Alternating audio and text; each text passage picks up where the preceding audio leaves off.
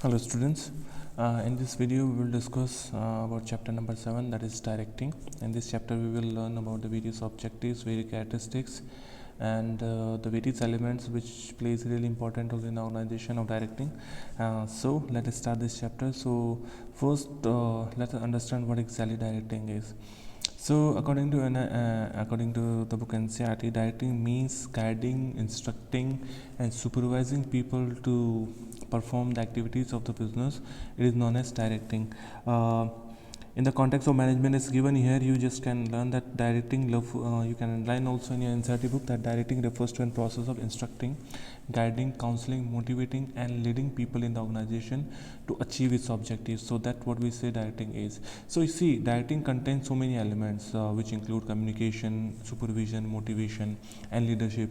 So by using these elements to guide, to motivate and to supervise the subordinates and to supervise the employees, it is known as directing. So in a basic sense you can say to provide the guidance or to provide the instruction to the employees, it is known as directing.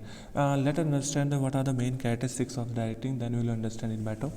So the first point is directing initiate action. Yes, see, you are having activities, you are having a lot of activities and a lot of functions like planning, organizing, staffing and controlling, but what you will do, what you have to do, that is the main thing. So when the superior gives direction to the subordinate, the subordinate will start the working on that particular activity. So yes, you can say that directing is a function or it is a process or it is an activity which initiate the actions in the organization and which initiate the action of employees. Next one is directing take place at every level of management. So let it be very clear, wherever the superior subordinate relationship exists, the directing will take place, because the flow of direction will from top to bottom. It means the superior will always instruct the subordinate. Okay, subordinate will never instruct to superior. So direction flows from top to bottom. So yes, it takes place at every level of management. Moving to the next, directing is a continuous process. Yes, management is a continuous process and the directing is an important part of management.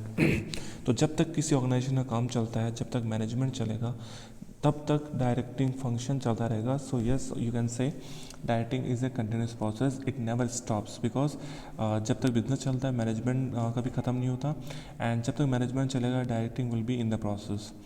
Next one is directing flows from top to bottom. We already discussed that directing always works from top level and then it moves to the bottom level. So wherever the superior subordinate relationship exists, direction exists in that particular activity, and superior always instructs subordinate. So yes, on that basis you can say the directing flows from top to bottom. Now let us see what are the various importance of directing. See, directing is very much important. I think by reading the concept and by understanding the characteristics, we can say that directing is very much important in the organization, because directing is a function which helps any employee to motivate, to guide them and to instruct them for doing the proper work and to increase the efficiency and effectiveness.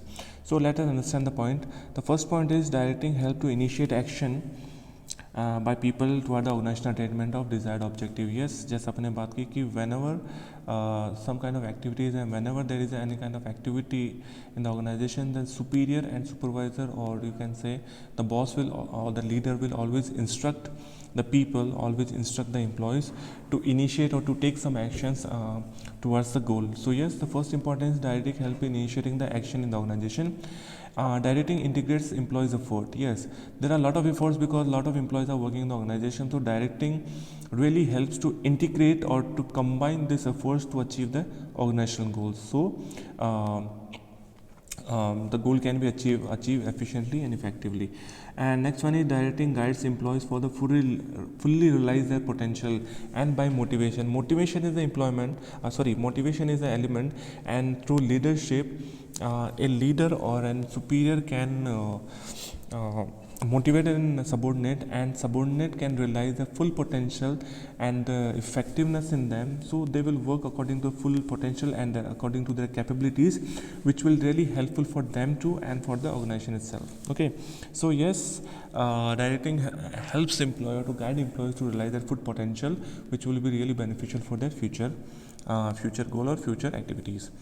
Next one is directing facilitates introduction of needed changes. Yes, see, it happens in the organization that whenever some changes are there, the employee will resist. So by proper motivating them and by proper communication and by providing them effective leadership, these changes can be facilitated easily in the organization.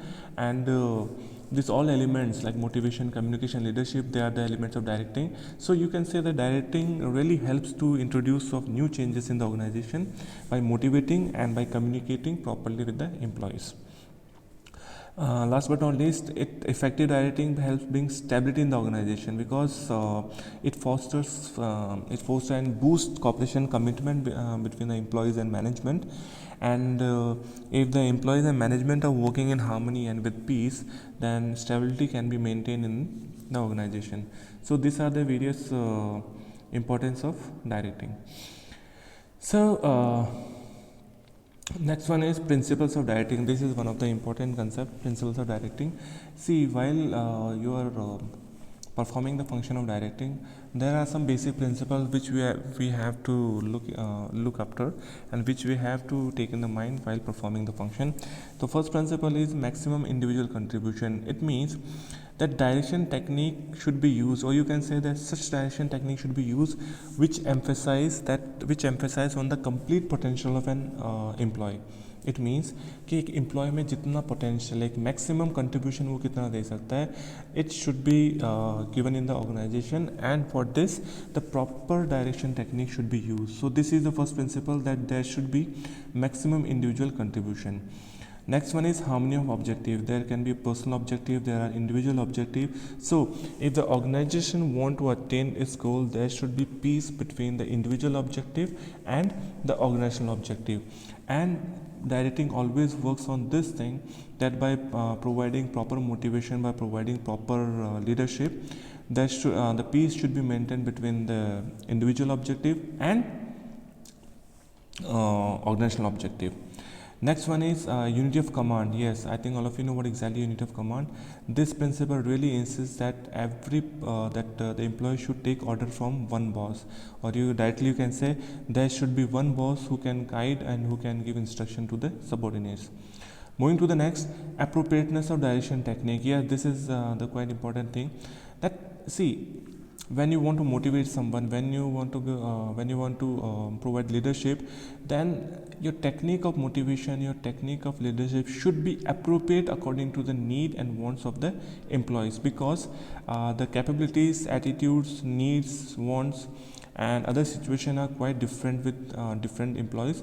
So you have to choose such technique which will be appropriate for all employees, because motivation and communication is an important part of direction. So technique of direction and technique of communication, technique of motivation, they should be very appropriate, who can guide and instruct employees properly. And next one is managerial communication. You know it very well that communication is the base of everything. So the effective communication should be there. If you are not able to communicate your ideas, if you are not able to make employees to understand your ideas and information, the effectiveness will be not in concern, or efficiency will not be achieved. So yes, this is the basic principle, that the managerial communication or the communication between the departments or with the employees should be with proper channel and with proper authorities. And yes, you should ensure that you get the proper feedback of your communication. So this is the thing. And next one is use of informal organization. You know it very well that there are some problems in the organization which cannot be detected through formal organization, because formal organization is a complete it follow only the formal line of communication, which is completely maintained and completely stabilized by the managers and by the levels of the management. But informal organization is having no role of the formal line of communication. So a good manager can use the informal organization to realize what are the various problems in the group and to spot the various situations, and he can use this information to increase the efficiency of the organization. Next one is leadership. I think all of you know what exactly leadership is. Leadership means to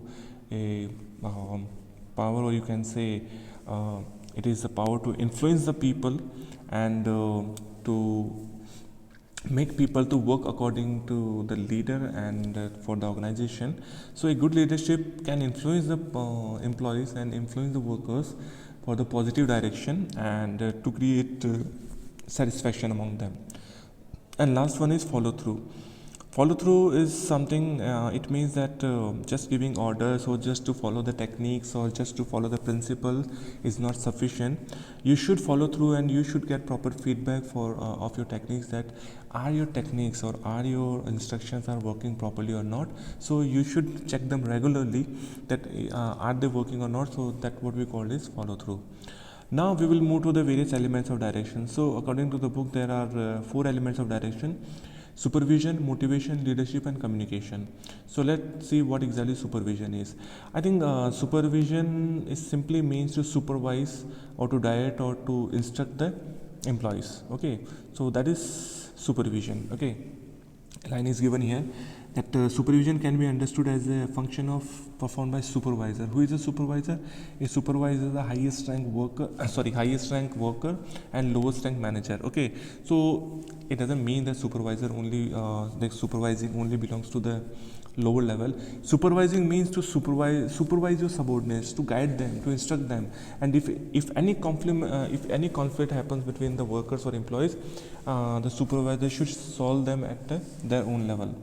Let's see what is the importance of supervision. So supervisor maintains day-to-day contact and maintains friendly relation. Yes, a supervisor only the person who remains in the direct contact with the workers. So it is the duty of supervisor to maintain the friendly relation and to maintain day-to-day relation with the workers, and yes, to act as a guide and as a friend and a philosopher for the workers, so the workers can share their problems very easily with the supervisor, because it is not the function, or it is not possible for the top management to contact with the workers. So it is the duty of supervisor. Next one is supervisor act as a link between workers and management. Yes, the supervisor conveys or it passes the information or the orders of management to the workers, and at the same time it also passes the various problems of the workers to the management. So it bridges the gap between the management and workers. A supervisor play a key role in maintaining group unity. Yes, it is the supervision, or he is a supervisor who sort out the internal differences and who sort out the conflicts between the workers. So this is the role of supervisor. And next one is ensure the performance of the work. Yes, the targets are set by the top management, and these targets should be achieved, or targets are achieved and as per as standards or not. This is the duty of supervisor, to maintain the work performance and to achieve the targets at a lower level. Next one is it provides good on the job training. Yes, on the job training मैंने पढ़ा था last chapter में, that a supervisor is the master worker. Okay, a supervisor is the person who supervises the work and working condition. So he also provides a good on the job training to the worker, because the supervisor is a person who is skilled and knowledgeable in his particular area and particular activity. Supervisor leadership plays a key role in influencing the workers. Yes, supervisor also play a role of a good leader who can influence the people to work for the organization and to achieve the goal and to improve the morale, and it also improve the morale in the workers. Last but not least, a good supervisor analyzes the work performance and gives feedback to the workers. Yes, he can give the feedback and he can provide the result of the performance of the workers to the workers. Yeah, the workers are doing best or not, the workers are doing good or not, they can get the complete feedback from the supervisor. So these are the various importance of supervision as an element of directing. The next element that we are going to discuss is one of the interesting one, that is motivation. So what exactly motivation is? So it's given here that motivation means the process of stimulating people to action to accomplishing desired goals. Yes, the motivation is something. A motivation is an inducement, or you can say it's a influencement of the workers to do something. So okay, motivation is not a simple process. Okay, it is a very complex process. By simply you can say that it is a power, or it is a process who can stimulate the people to work for their goal or to achieve their goal. Mainly motivation contains 3 related terms. One is motive. A motive is the inner state or that energizes or activates or move the behavior toward the goals. I mean motive is something, a reason for which you can work, for which you can move, for which your energy is moved to achieve the goal. So it is a motive, goal, or a standard, you can say. Some of the examples are given here: hunger, thirst, security, affiliation, need for comfort. So these are some motive which a person want to achieve, and this motive allow some persons or influence some person to work for their life, or to work to achieve these motives. Next one is motivation. So motivation is a process of stimulating people to do the action or to initiate the action. And the next one is motivators. So motivators is a technique. See, motivators are the technique which you use to motivate the people. These are some kind of process, you can say. This includes some kind of process, some kind of procedures, or some kind of steps which are used to motivate the employees or motivate the people. So let us brief about motivation. So let's see what are the features of motivation. So first one, motivation is the internal feeling, the urge, the drives, the desire, the aspiration. Okay, so motivation is an internal feeling. No person can motivate you until you are having a spark inside yourself. Okay, so that exactly what motivation. So motivation is the internal feeling which lead your behavior to achieve the goal, or which produce the goal directed behavior. Next time, motivation produce goal directed behavior. As I said, motivation is the process which enhance person to achieve something, to achieve the standard or achieve the goal which he decided for his life or decided in his organization. Next one is motivation can be either positive or negative. It means positive motivation means the positive rewards given in the organization, like pay, like wages, or recognition, or awards, or something like that. And negative motivation, which means that negative motivators like punishment, like penalties, and all these things. Okay, I have some of the contradiction in that. See, motivation is not positive or negative. The techniques which are used for motivation can be negative or positive. For example, if you are using awards, if you are using recognition, if you are using pay or incentives, they can be a positive motivation for the people.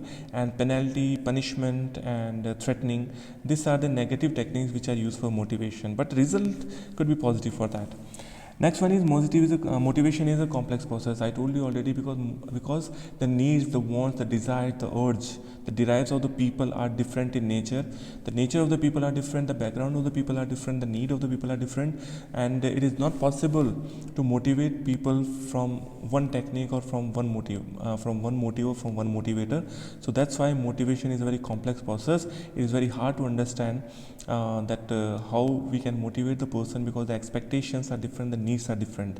So motivation is a complex process. Now let's see what is the motivation process. So motivation process is one of the important concepts, and you should look how the motivation works. So you can see here how the motivation works. First one is unsatisfied need, then tension that drives such behavior, satisfied need, and reduction of tension. Let me tell you in a brief way.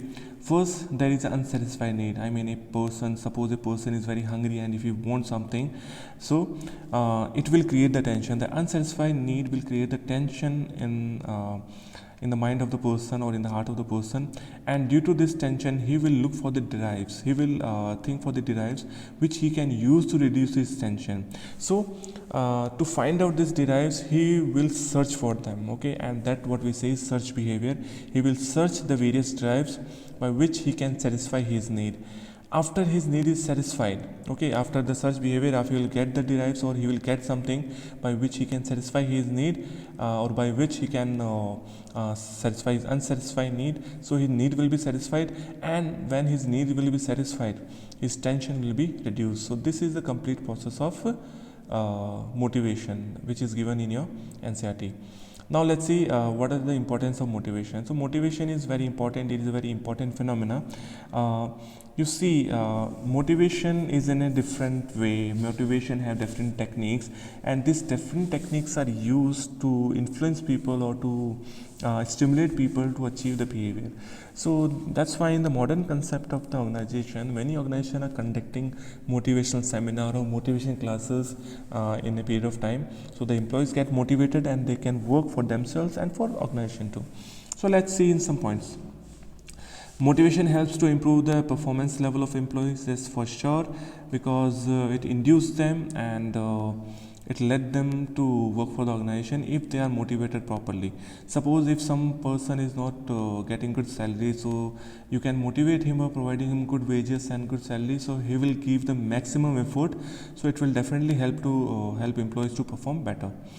Motivation help to change the negative attitude to positive attitude. Yes, suppose if the any worker is having negative attitude towards his work, suppose if he is not getting proper salary, then definitely his attitude will be negative. So by providing him good incentives and good wages, you can change his negative attitude into positive attitude. So yes, motivation helps to develop the positive attitudes among the employees toward his work and toward the organization. Next one is motivation help to reduce the employee turnover. Okay, what is the main reason of the employee turnover? It is a lack of motivation. Because suppose if he is not getting good working condition, if he is not working, not getting proper incentives, if he is not getting proper recognition, so this will lead him to leave the organization, and it will lead to the instability in the organization. So by providing proper motivation, you can reduce the employee turnover in the organization. Yes. Moving to the next, motivation help to reduce absenteeism in the organization. Okay, what are the reason of absenteeism? Improper work condition, poor relation with the supervisors or colleagues, or working condition not good, inadequate rewards. So by applying proper motivation technique, you can reduce the absenteeism in the organization, which will definitely lead to the stability and efficiency of the organization.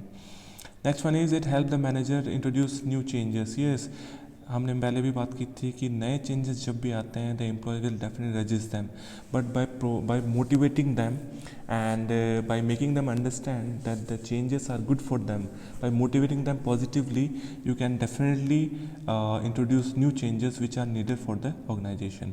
So these are the importance of organization, importance of motivation. Sorry. Now we are going to discuss one of the important motivation theory, that is Maslow need hierarchy theory of motivation. See, motivation is very complex. So बहुत सारे motivators ने, बहुत सारे लोगों ने बहुत सारी theories दी थी. इसमें से एक थ्योरी दी थी अब्राहम मैस्लो की. Okay, he was a famous psychologist and he has given the theory of motivation. So according to his theory, there are some basic needs. There are some 5 basic needs of humans. So which are the needs? The first need of humans are basic physiological needs, which includes hunger, thirst, shelter, sleep and sex. वो basic आप कह सकते हो रोटी कपड़ा मकान, ये कुछ basic physiological needs होती है. इसके बाद में जो किसी भी इंसान की नीड आती है वो होती है safety and security need. So this need mean the security and protection from physical and emotional harm. Okay, example दे रखा है, जॉब सिक्योरिटी है, stability of income. So he will only think about safety and security needs when his basic physiological needs will get completed. After safety and security needs, there is the affiliation and belonging needs. You know that man is a social animal and he cannot live alone. So he also need belongingness. He need acceptance and friendship from the society. So this is the third need of the person, affiliation and belonging needs. And next need, when he will move to the next one, that is esteem need. And this need contains self-respect, autonomy, status, recognition, and attention from the society, ek pehchan, okay, recognition. This is the fourth need. And the last need is self-actualization need. Now the self-actualization need is the highest level of need. It means that what you are and what you are capable of become. Okay, it desired of the position which you are actually deserve to attain, or actually you are having capability to achieve that particular position. That is a self actualization need. मतलब आप क्या हो और आप क्या बन सकते हो, ये जो डिराइव होती है इसको अपन बोलते हैं self actualization needs. So this are the 5 needs which are given by the Maslow in his hierarchy theory of motivation. Moving to the next, see, these are the some flowchart which are given in organization according to the need of this 5 needs on the basis of individual, that is hunger, stability of income, friendship, status, self-fulfillment. And on the basis of organization, basic salary, pension plan, cordial relation with the colleagues, job title, achievement of goals. So these are complete based on Maslow hierarchy needs of motivation. So moving further, we should also know that this theory is based on some particular assumptions, some of the premises. And what assumptions are there? See, first one is given here, that the people's behavior is based on their needs. Yes, people will behave, or any employee or any worker will behave according to his needs. For example, if the person need higher salary, his behavior will be towards getting higher salary. If the person is hungry, then he will definitely not look for any money or any currency or something like that. He will only search for the food. So the behavior depends upon the need of the person. Okay, and satisfaction of such behavior influence their behavior. Okay, अब जब ये need satisfy होती है, it will definitely affect the behavior. So you can say the needs of the people and the satisfaction of these needs affects the behavior of the persons. Okay, next one is people's needs are hierarchy in order. Yes, मैंने कहा था कि जब तक उसे basic physiological needs नहीं मिलती वो दूसरी नीड्स पर नहीं जाता. इसका मतलब ये है कि the needs of the person always starts from the basic to higher, और जब तक वो बेसिक नीड्स पूरी नहीं करती वो नेक्स्ट लेवल पे नहीं जाता. So the next point is same, a satisfied need can not longer motivate a person. एक नीड जब किसी एम्प्लॉय की सेटिस्फाई होती है, या if one need is satisfied of the employ, the satisfied need will never motivate the person. Suppose you are hungry and आपने बहुत अच्छा खाना खा लिया, now you are satisfied, then that particular food or any tasty food will not motivate you again. Okay, because your need is already satisfied. If you are having lots of money and somebody will give you higher salary as a motivation, you will definitely not get motivation by that, because you are already having so much of money. So you can say that a satisfied need cannot motivate a person again. And last but not least, a person moves to the next higher level of hierarchy only when the lower need is satisfied. हम पहले discuss कर चुके हैं. whenever जब तक until the basic need is not satisfied, he will not move the another level. Okay, and needs always start from the basic criteria, from you can say from basic needs to high level. First basic physiological needs, then security need, then belonging needs, then esteem needs, and then he will move to the self-actualization needs. So they are hierarchical in order. So this is all about the assumptions of Maslow theory of motivation. So motivations are provided by two ways. One is financial incentives and next one is non-financial incentives. Now what are the financial incentives? See, financial incentives means incentives in which money or monetary terms are included. For example, pay and allowances. Okay, so the basic salary or the allowances, the various allowances like DNS allowances, basic pay, or other allowances, travel allowances which are given to the employees, they act as a motivation for them. Next one is productivity linked wages. Productivity linked wages means these are the payments, or these are the wages linked with the productivity. As the productivity will increase, the employees or the workers will get something which relation with the production. So yes, how much you will produce, you will get the wages according to them. So that is productivity linked wages. Next one is bonus. I think all of you know bonus. Bonus is an incentive which is provided above the wages or other than the salary. Next one is profit sharing. Now profit sharing, some corporations or some organization having the policy that whatever the profit they are having as per year, they keep a share of the profit for the employees. So this profit sharing is one of the important financial incentives which provided for the motivation of the employees. Next one is co-partnership or stock option. So co-partnership and stock option is nothing. It is a plan, or it is the incentive scheme under which the company will provide its shares to the workers or to his employees at the lower price rather than market. जो market में उनका price है उससे कम पैसों में, उससे कम rate पे वो शेयर्स अपने एम्प्लॉयज़ को प्रोवाइड करवाती है. So the allotment of this share creates the feeling of ownership, and yes, they will also get the profit as per the market. So this co-partnership and this stock option can be a very good option, or could be a very good financial incentive that can motivate the employees. Next one is retirement benefit. I think all of you know what retirement benefit, provident fund, pension, gratuity provide this kind of benefits after retirement can be good incentives for motivating the employees. Next one is prerequisites. Prerequisites are other amenities. For example, medical aid or education to children, or car allowance or housing. These are the other amenities which are provided by the corporation to the organization, and this all complete included in the this financial incentives. Now next topic is non-financial incentives. Non-financial incentives are the incentives which are not included in monetary terms or money issue. This makes or this provides the psychological and emotional, this satisfy the psychological and emotional needs. And what are non-financial incentives? First one is status.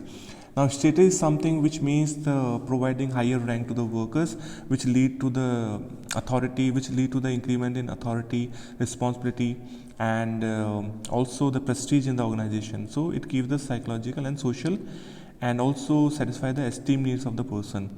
Next one is organizational climate. If the organizational climate is good, suppose there are good relation with the colleagues, or good autonomy is given, reward orientation, recognitions, such kind of programs are there, so it will make the organizational climate very good for working, and it will definitely motivate the employees. Moving to the next, career advancements opportunity. It means if the person finds that in an organization, if he is having the opportunity to advance, opportunity to increase his careers, or to enough opportunities is provided to the worker to increase his skills, and to increase his ability in the particular job, so this will automatically motivate him, because which include so this kind of in careers advancements opportunity, it includes development programs, some promotion policies, which help any employee to increase his career and also increase his ability and skills. And next one is job enrichment. Job enrichment is nothing, it is just a designing of jobs to increase the variety in the work. So if there will be a variety in the work, and if the work will be according to the skills and ability of the person, it will automatically increase the motivation in the employees. And next one is employee recognition program. It means employees को पहचान दिलवाना by awarding them, by distributing the mementos, by congratulating them, and by displaying their name on notice board about the best worker or something like that. So this is employment recognition program. And next one is job security. If employee is having job security, that he is not having any problem with his job, he will definitely work better for the organization. Yes, sometimes it can also turn in the negative impact, because the employee becomes lethargic for that, but yes, job security is one of the non-financial incentive which can be provided to the employees for motivating them. And last but not least, that is employee participation. Employee participation means to involve employee in the decision making of the companies, which will lead to this sense that okay, they are important for the company, they are important for the organization, and it will motivate them. And last but not least, employee empowerment, giving them more autonomy, giving them more power to the subordinates, giving them power of decision making, giving them authority to take some decisions. This will automatically motivate any person or any employee. And these are some of the non-financial incentives which are helpful for the motivation of employees. So this all for this video, and this we have discussed two of the elements, supervision and motivation. In next video we will discuss about the two other elements of direction, that is leadership and communication. You just go through NCERT book, the complete topics are given in that. Go through it and go through each and every point heartily. Thank you.